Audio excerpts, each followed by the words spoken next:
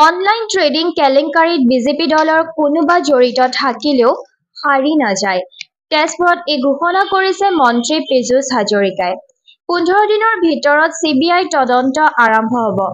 কঠোৰ স্থিতি গ্ৰহণ কৰিছে চৰকাৰে। কংগ্ৰেছ দলৰ লোকহে অনলাইন ট্ৰেডিং কেলেংকাৰীত জড়িত আছে, মন্তব্য মন্ত্ৰী পীযুষ হাজৰিকাৰ। আনহাতে কচুতলি বেদখল তথা ঘটনাৰ বাবে কংগ্ৰেছে জনজাতীয় লোকৰ ওচৰত ক্ষমা খোজা উচিত। আমি অতি কঠোৰ হৈছোঁ আৰু CBIক দিয়াৰ পাছত বেলেগ প্ৰশ্নৰ অৱতাৰণা হ'ব বুলি মই নাভাবোঁ।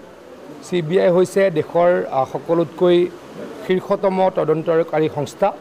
গতিকে CBI পুংখানুপুংখভাৱে তদন্ত কৰিব বুলি মই দৃঢ়ভাৱে বিশ্বাসী আৰু এই ক্ষেত্ৰত চৰকাৰ অতি কঠোৰ। সেইকাৰণে আমি CBIক ইমিডিয়েটলি দিছোঁ। এই ঘটনাটো আৰম্ভ হোৱাৰ বা হুলস্থুল হোৱাৰ 15 দিনৰ ভিতৰত CBIক দিয়া এনেকুৱা উদাহৰণ বহুত কম দেখা যায়। আমি এই ক্ষেত্ৰত অতি কঠোৰ আৰু কোনো ধৰণৰ কম্প্ৰমাইজ নকৰোঁ। সেইকাৰণে মুখ্যমন্ত্ৰী ডাঙৰীয়াৰ পৌৰাহিত্যত বহা কেবিনেটে এই গোটেই ঘটনাটোৰ তদন্ত কৰিবলৈ CBIক প্ৰদান কৰিছে। গতিকে CBI মোৰ মতে CBI অতি সোনকালে অসমলৈকে আহিব আৰু এই কথাটোৰ কোনে কোনে কেলেংকাৰীত জড়িত য'তেই নাথাকক এই কেলেংকাৰীত জড়িতসকলক ধৰিব পৰা যাব। এটা কথা আপোনালোকে মই কৈছোঁ 15 দিনমান হ'ল, 15 দিনৰ ভিতৰত CBIক দিয়া গৈছে। গতিকে কোনোবা যদি আছে তেওঁলোক কৰিব। CBIৰ পৰাতো কোনো বাচিব নোৱাৰে।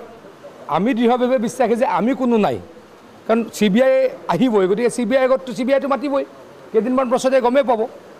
মই আকৌ কৈছোঁ, আমি মোৰ সতীৰ্থসকলৰ লগত মই কথা পাতিছোঁ, মই দৃঢ়তাৰে কওঁ আমাৰ কোনো নাই। ওলোটাই কংগ্ৰেছ দলৰে নেতাকৰ্মী এই কথাটোত জড়িত থকাৰ বাতৰি পঢ়িছোঁ। ট্ৰেডিঙত বাতৰিটো আপোনালোকৰ TV পেপাৰতে পঢ়িছোঁ। গতিকে বিজেপিৰ কোনোবা আছে বুলিতো মই নাভাবোঁ। থাকিলেও এৰি নাযায়, এৰি দিয়া নহ'ব।